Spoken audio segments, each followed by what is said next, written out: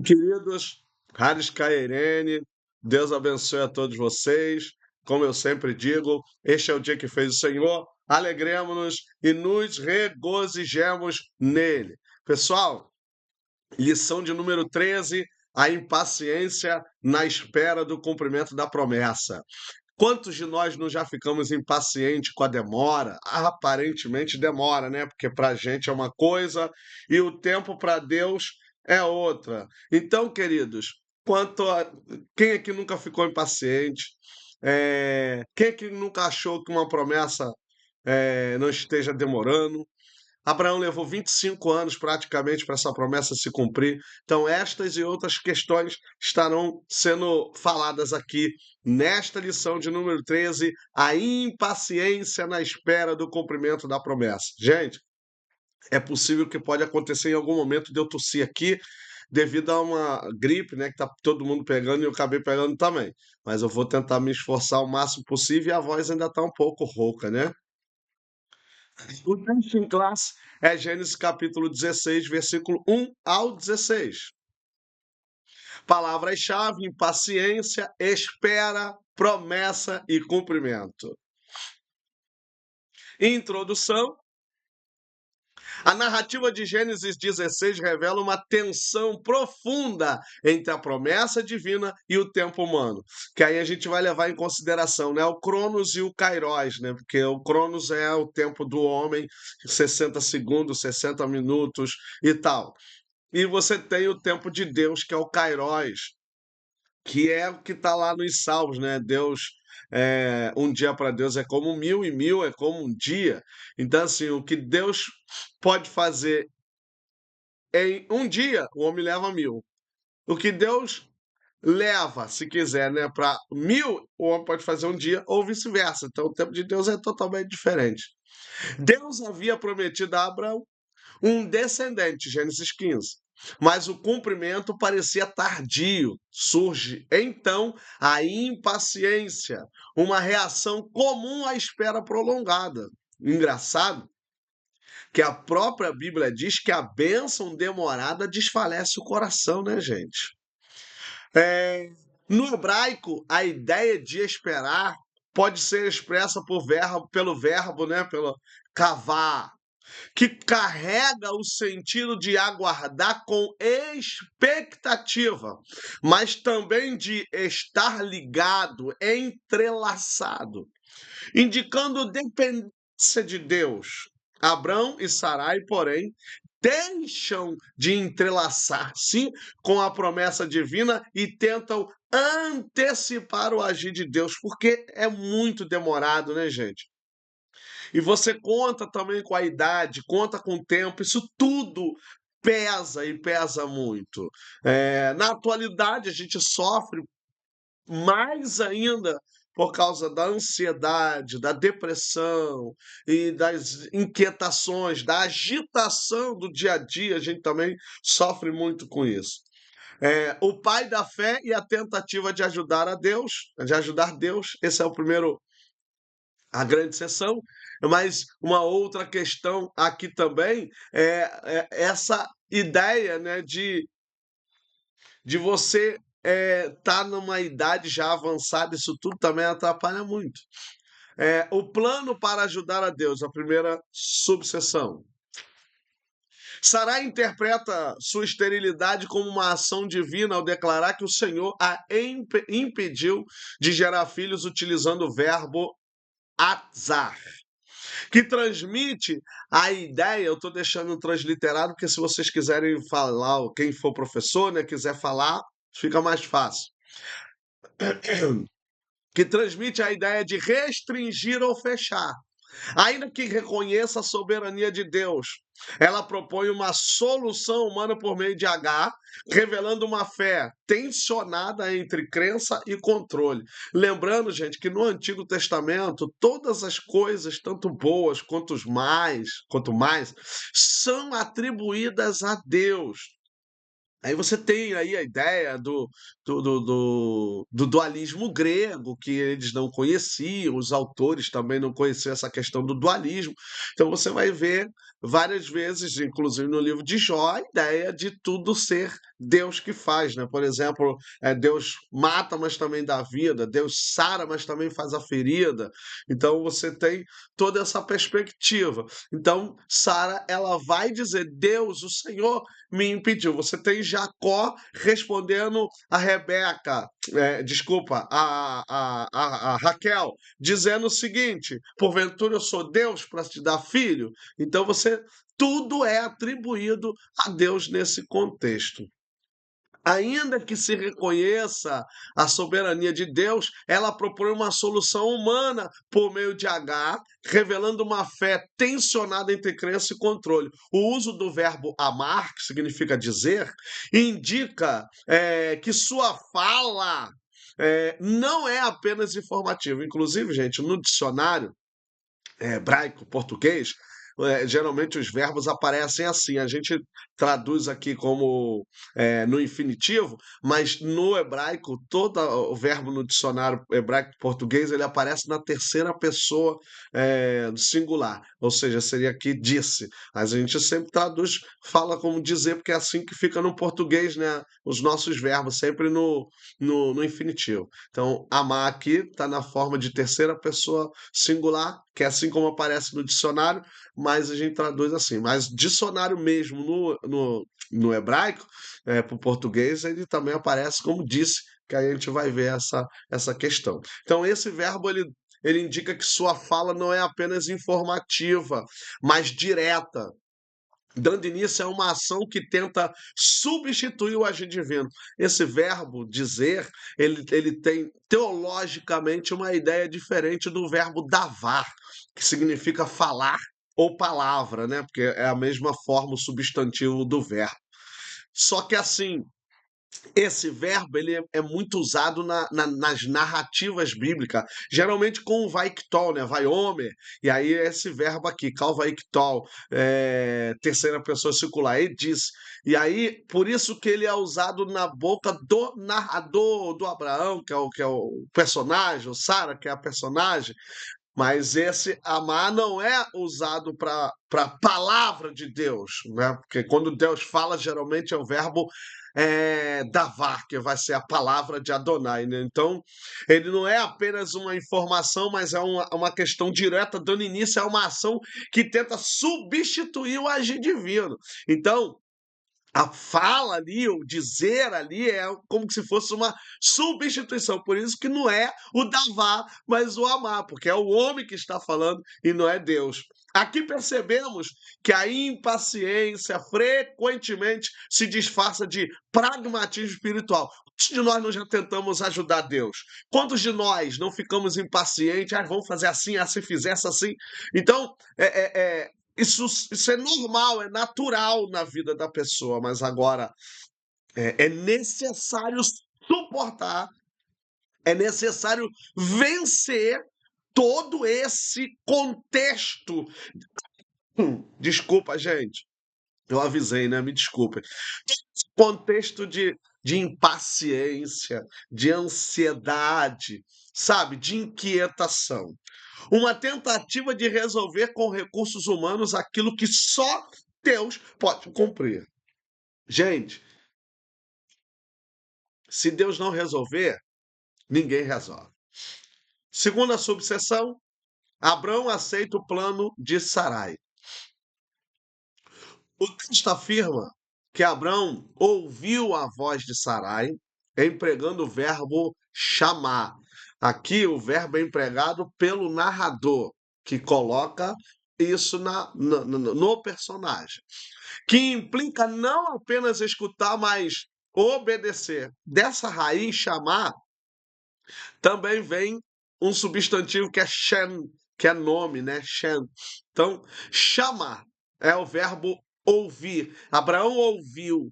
Esse detalhe é teologicamente significativo, pois ecoa a queda em Gênesis, quando Adão também ouve e segue uma voz alternativa de Deus, porque Adão ouviu também a voz de Eva, né? Olha isso. Olha essa jogada de que é, Abraão ouve a mulher e Adão ouve também uma voz secundária, uma voz alternativa de Deus. Toda vez que nós quisermos ajudar Deus em alguma coisa, nós nos atrapalharemos e cometeremos pecado, porque Adão pecou e Abraão também pecou. Abraão, que antes creu plenamente na promessa, agora cede à pressão do tempo e da circunstância, revelando que até mesmo os homens de fé podem oscilar quando a espera se prolonga. Gente, isso aí acontece com qualquer um. Sua decisão demonstra que ouviu a voz errada no momento da espera. Pode desalinhar completamente o propósito de Deus. Então, você ouvir a voz errada no momento da espera pode desalinhar completamente o propósito de Deus, substituindo a confiança pela ação precipitada, que às vezes é o que nós cometemos. Então, Abraão, por isso que eu não gosto de ficar dizendo que Hebreus é a galeria dos heróis da fé. Em parte nenhuma na Bíblia a gente ouve isso, a gente ouve eles sendo chamados de santos. Por quê? Porque eles tinham as mesmas paixões que nós temos.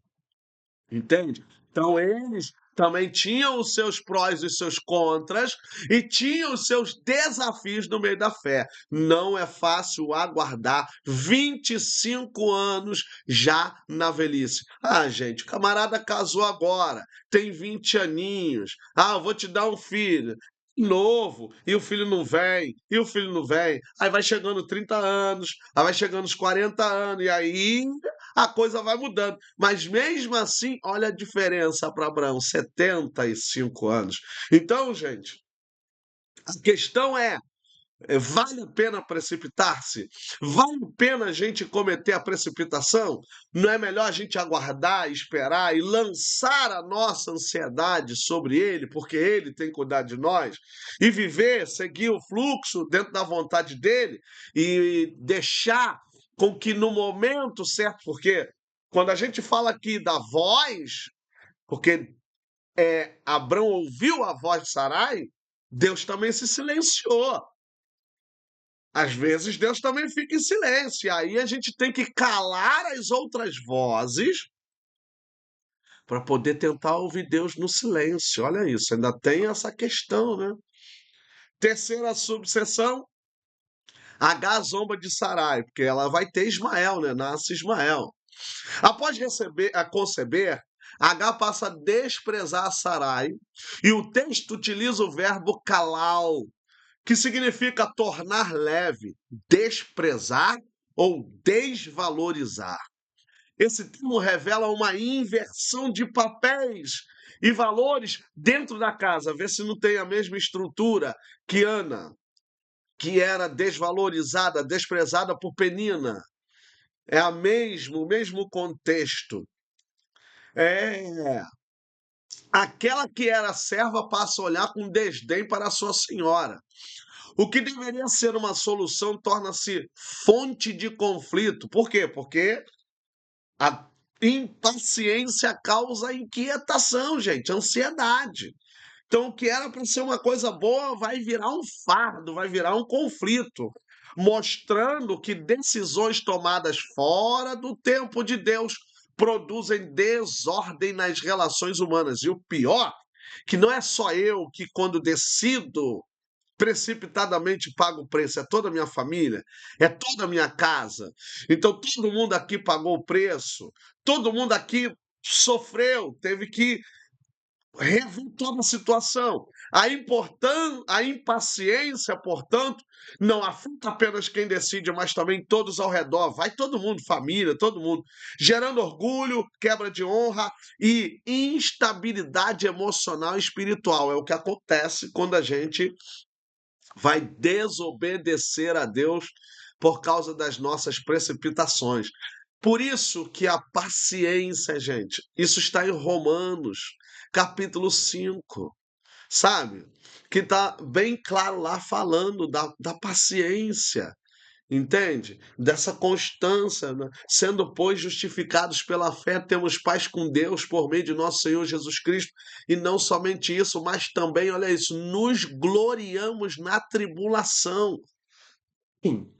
Porque a tribulação produz a paciência é experiência, e a experiência é esperança, a qual não traz confusão. Então, a paciência, ela é importante no processo da promessa de cumprimento e não cumprimento, gente. Eu sei que não é fácil, eu sei como eu vivo nesse contexto também. Segunda grande seção, as consequências de agir por conta própria. Conflito familiar, primeiro subseção. Hum. A decisão precipitada gera acusação e ruptura dentro do lar. E Sarai transfere a culpa para Abraão, porque, na verdade, quem tinha que ter feito tudo isso era Abraão, como estamos dentro de um contexto paternalista, e é Sarai que vai tomar atitude. E agora ela também toma a atitude de acusá-lo, de criar uma tensão. O contexto remete à ideia do Hamas, desculpa, Hamas, que expressa violência injusta ou opressão relacional, ainda que não apareça diretamente no versículo. A promessa de Deus, que deveria trazer vida e esperança, passa a ser associada à dor e ao conflito por causa da intervenção humana indevida, porque trouxe confusão, trouxe briga. Tem a questão de H ter que ir embora, de ver o seu filho praticamente morrer e ela quase desistir do seu filho quando teve uma intervenção divina. A promessa de Deus, que deveria trazer vida e esperança, passa a ser associada à dor e ao conflito por causa da intervenção humana indevida. Isso demonstra que agir fora da vontade de Deus compromete não apenas o resultado, mas também o ambiente em que vivemos, especialmente nas relações familiares. Tem como voltar atrás uma criança que já está no ventre? Tem como toda uma nação, todo um contexto em que você vai ter o mundo árabe, você vai ter outras regiões. Depois de Sarai, você tem Abraão com Quetura, que tem vários filhos. Então você tem o mundo árabe quase todo descendentes de Abraão. Então você vê que as consequências, elas são inevitáveis. Como eu costumo dizer, né? Você tem liberdade para escolher o que quiser fazer, em querer passar à frente de Deus, em querer esperar, mas você não tem essa mesma liberdade para escolher as consequências.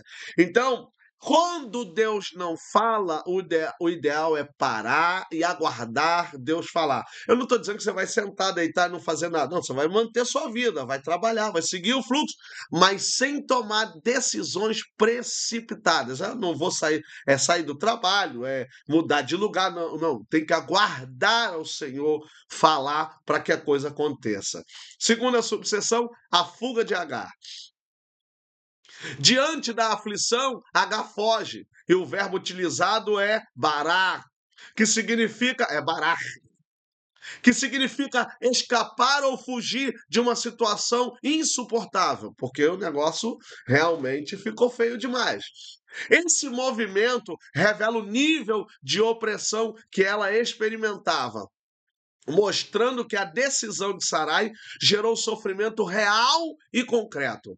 A fuga de H simboliza o efeito colateral da impaciência. Aí a gente pode ler também uma perspectiva nova, né, uma atualização desse contexto em Gálatas, né, que Paulo fala da questão aqui de Sara e H. Então essa figura de H simboliza o efeito colateral da impaciência. Ela cria situações que levam pessoas ao limite emocional e físico. Assim, uma escolha tomada para resolver um problema acaba produzindo novos problemas mais profundos e difíceis de restaurar. Então, o problema já existe, ele vai piorar e vai trazer outros problemas que não vão ser fáceis de resolver. Por quê? Como é que vai resolver agora o problema de uma criança que nasce? E agora manda embora. Olha outros problemas. Você vê que Deus repreende Abraão, aí Sara também sofre as consequências, e Agar na sua aflição. Então, o próprio verbo utilizado, que vai dar a ideia de uma situação insuportável, por quê? Porque ela também cria situação para se tornar insuportável. Ela não brega, ela não perturba Sarai, ela não fica zombando de Sarai. Então, qual é a ama? Qual é a senhora que vai querer ficar sendo humilhada? E aí vem a expulsão de Sarai, vem todo aquele processo, aí Deus não permite, depois aí sim tem que mandar ela embora. Então você tem todo esse contexto dentro da impaciência. Deus entra em ação. Mesmo em meio ao caos gerado pela ação humana, Deus intervém e encontra H no deserto utilizando o verbo matzar, que indica encontro providencial, porque a criança está lá. A criança está para morrer, porque não tem mais o que beber, não tem mais o que comer. Então Deus encontra. Gente, aonde Deus encontra H? No deserto. Olha isso, gente.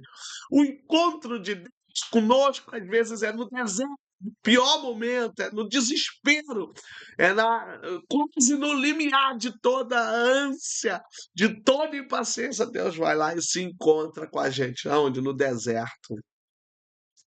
Um encontro providencial, ele é o Jeová Jireh, né, eu não gosto de falar Jeová Jireh, porque não tem J no hebraico, né, Adonai, aquele que providencia. Esse detalhe revela que Deus não é apenas impactador, espectador da história, ele não tá. Tem gente que pensa que Deus está como uma marionete, fazendo a gente de marionete, se agradando do sofrimento, não é isso, ele não é apenas espectador, é agente ativo na história que busca, encontra e se revela mesmo em contextos de erro, porque aqui Deus vê isso. Eu falo nas minhas pregações que existem três tipos de consequência que acontecem na nossa vida. Primeiro, a prova. Claro que não necessariamente acontece nessa ordem na nossa vida, mas eu vou botar a prova porque ninguém é provado senão por Deus, né? Deus prova a quem ele ama e nós somos provados como ouro. Então é Deus que prova. Segundo é tentação. Ninguém pode dizer que é tentado por Deus. A Bíblia diz que Deus não tenta ninguém. A tentação vem do diabo, tanto é que Jesus foi tentado pelo diabo. Terceiro é a luta. A luta não vem de Deus. A luta não vem de Satanás. A luta somos nós que caçamos. Somos nós que buscamos com as nossas decisões, com as nossas escolhas. Deus às vezes fala para a gente não fazer. Ah, mas as pessoas só ficam pensando que Deus só fala com profecia. Não, é a pregação, a palavra, um louvor. Deus fala ao nosso redor e a gente mesmo assim vai lá e faz. Isso aqui é prova, é luta. Isso aqui não foi diabo, isso aqui não foi Deus na vida de Abraão. Isso aqui foi eles que caçaram. E mesmo assim, Deus intervém na situação. Então, Deus interveio trabalhando, atuando, fazendo o seu milagre. A presença do anjo do Senhor, aqui é o próprio Deus, né?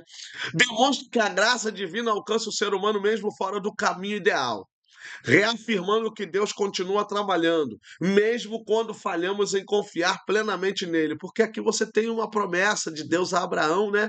Que incondiciona, é incondicional. Deus falou e vai fazer. Tanto é que ele diz: Eu juro por mim mesmo. Então ele vai fazer. Agora ele vai consertando também as arestas e vai permitindo para que a pessoa entenda. Desculpa, gente. Que é no tempo dele, que é na hora dele. O Deus que conduz a história. É a terceira e última sessão. Eu tô aqui fazendo de tudo, tá, gente? Para não tossir, para não espirrar. Primeira subseção, o Deus que ouve e vê. Deus revela a H que ouviu sua aflição, usando novamente o verbo chamar, o que leva ao nome Ismael. Deus ouve. Aqui, ó, Ismael. Deus ouve. Ou seu nome é Deus também, né? Ismael, seu nome é Deus, que pode ser também Shem, né? Mas aqui Ismael, Ismael, Deus ouve. Além disso, Agar reconhece Deus como El Ra'il, ou Ro'i. El-Roi. Deus que vê, derivado do verbo ra'á, que é ver.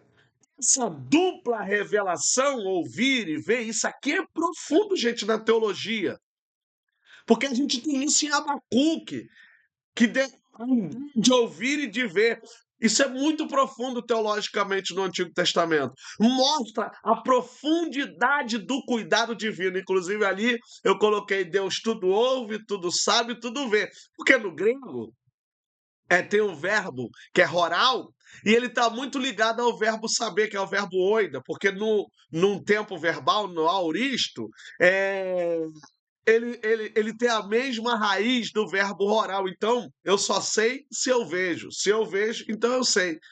Então, assim, ouvir e ver mostra a profundidade do cuidado divino. Por quê? Porque Deus sabe de todas as coisas, porque ele vê todas as coisas.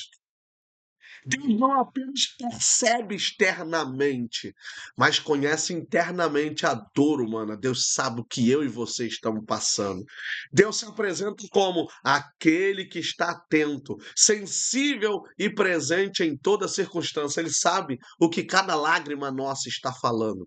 Ele sabe quando nós derramamos as lágrimas, o que cada uma delas significa. Deus sabe a gente, ele conhece internamente. Ele não está vendo só a nossa afeição de tristeza, mas o nosso coração aflito, contrito, como diz o salmista. Segunda subseção, tudo conforme a sua soberana vontade. Apesar da tentativa humana de interferir no plano divino, a vontade de Deus permanece firme, podendo ser associada ao termo ratson, que expressa propósito e desejo soberano. A narrativa deixa claro que o erro de Abraão e Sarai não anula a promessa, porque não é um erro maligno, um erro intencional, é o desespero, gente. É a questão da impaciência, o erro que nos leva a cometer esse problema na vida e causa problema na vida dos outros também, que a H sofre, Ismael sofre. Então você tem todo esse contexto. Então, a narrativa vai deixar claro que Deus não desistiu de Abraão. Não é porque eu falhei, porque eu reclamei, porque eu fiz alguma coisa que vai fazer com que Deus já me abandone, já. Não, o próprio Jesus diz que quem vê a ele de maneira nenhuma lançaria fora, né? Mas apenas acrescenta complexidade à sua história. O negócio ficou mais complexo. Isso revela uma verdade teológica profunda. Deus é soberano não apenas quando obedecemos, mas também é quando falhamos, porque o ato de perdoar, né? O ato de manter o plano. Por isso que a Bíblia diz, né, que ainda que sejamos infiéis, Deus permanece fiel, sendo capaz de conduzir todas as coisas para o cumprimento de seu plano. Deus tem o seu plano, ele vai cumprir, gente. Ele vai cumprir. Terceira e última subseção, o cuidado de Deus em todo o tempo. Deus ordena que Agar retorne utilizando o verbo shuv, que significa voltar ou retornar. Desse verbo aqui vem arrependimento. Ele é muito profundo quando ele é usado no sentido de arrependimento, teologicamente falando. Aqui no caso é voltar, retornar, que significa voltar ou retornar, frequentemente associado ao arrependimento e restauração. Esse retorno não é apenas geográfico, mas espiritual, indicando que Deus chama o ser humano de volta ao lugar de submissão e confiança. Ela tem que voltar. Quando nós tomamos decisões precipitadas, a gente tem que voltar para consertar. Mesmo as consequências do erro humano, Deus continua cuidando, direcionando e oferecendo caminhos de restauração, mostrando que sua graça não abandona, mas sustenta e reconduz. Por isso que o ideal é parar, gente, esperar no Senhor, porque senão a gente tem que voltar. Aí quando volta, tem que pedir perdão, tem que se humilhar, tem que fazer uma série de coisas. Então, cuidado nas decisões. Pare e ouça a voz de Deus. Esse verbo é muito profundo, esse verbo na questão teológica. Conclusão. A história de Gênesis 16 revela que a impaciência pode levar o ser humano a agir fora da vontade de Deus. tentando antecipar promessas que exigem fé e perseverança. No entanto, mesmo diante da falha, Deus se revela como aquele que ouve, vê e conduz a história com soberania. A grande lição é que a fé verdadeira não apenas crê na promessa, mas também confia no tempo de Deus, permanecendo firmemente entrelaçada, cavar com Ele até o cumprimento completo de Sua palavra. Permaneçamos no Senhor. Fiquemos firmes no Senhor e no seu tempo, na sua hora, no seu momento. Deus irá agir. Deus irá fazer. O Senhor, nosso Deus, é poderoso para fazer todas as coisas. Gente, não deixe de seguir, de compartilhar, de fazer comentários, de dar o seu like lá. Conto com a sua ajuda. Deus abençoe. Até a próxima. Haris Cairene, um abraço.